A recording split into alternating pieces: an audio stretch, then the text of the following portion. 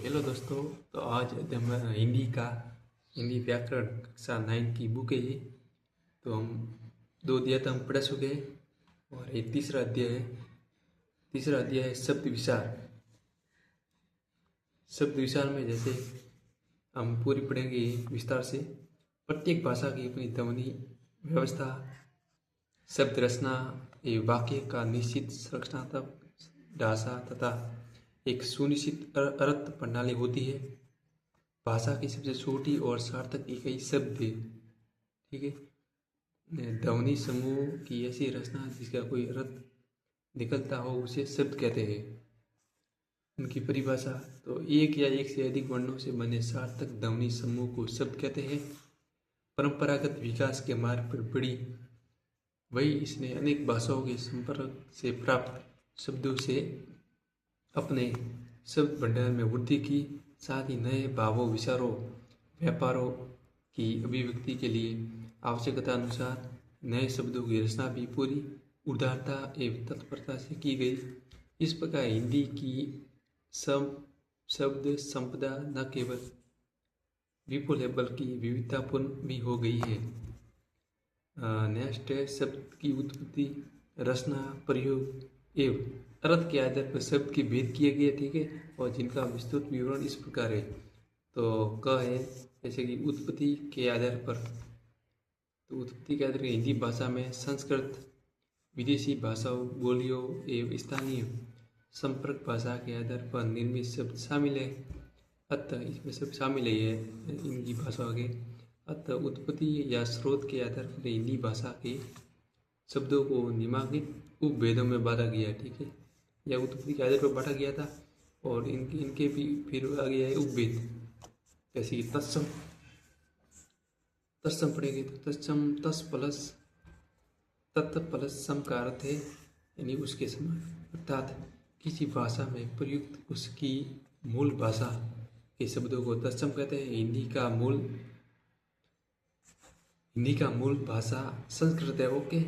अतः संस्कृत के वे शब्द जो हिंदी में ज्यों के त्यों प्रयुक्त होते हैं उन्हें तत्सम शब्द कहते हैं। तत्सम यानी संस्कृत के शब्द जैसे अंटार्कटिका, उष्ट्र, करण, चंद्र, अग्नि, आम्र, गड्ढप, स्याद्र आदि।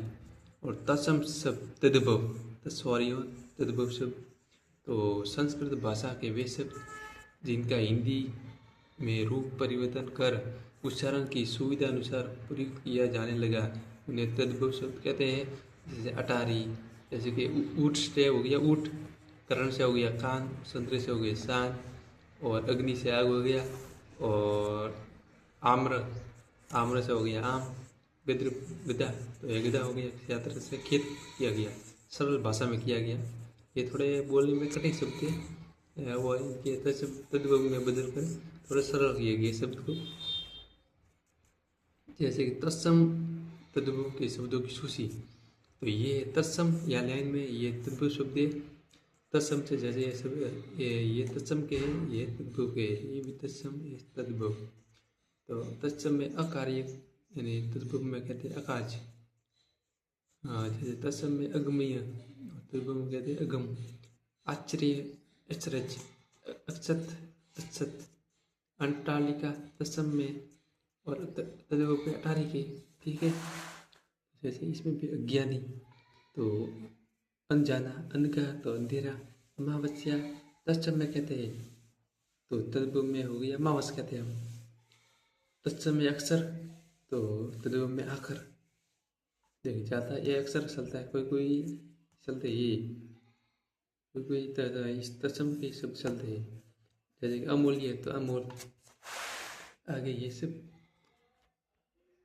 बहुत इम्पोर्टेंट है। ये सब आपको याद बूझ करना भी जरूरी है,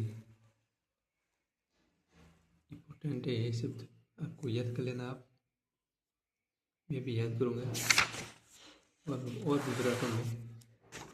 जैसे कि ये तत्सम तद्भव ये आपको याद करने। गोधूम में गेहूँ, ग्रीष्म तत्सम में तो गर्मी। ठीक है।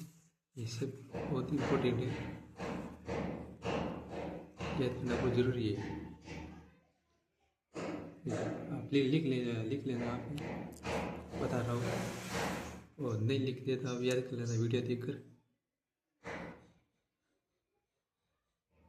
बता रहा हूँ, पूछ का पूछ, पुत्र तो पूत, पूर्व यानी पूर्व, पितृ यानी पितर, प्रकट यानी प्रकट। से मेन चीज है त्योहार।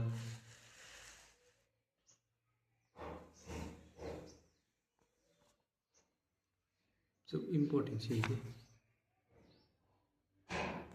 ये देखिए और भी दिखाता हूँ। ये देखिए श्रावण यानी सावन, 16 ऐसे बदला गया सब। 16 यानी 16। सर्प यानी सर्प था, संस्कृत में पहले सर्प कहा जाता था, फिर हिंदी में रूप में साप हो गया। ये देखिए, ठीक है। तो आज के लिए इतना ही। कल से हम थोड़ा, आज वो टाइम पूरा हो गया, कल आपको देशज और विदेशी शब्द को लेके आएंगे, उसके बारे में जानकारी देंगे। Okay, thank you. सब्सक्राइब और शेयर जरूर कीजिएगा दोस्तों को।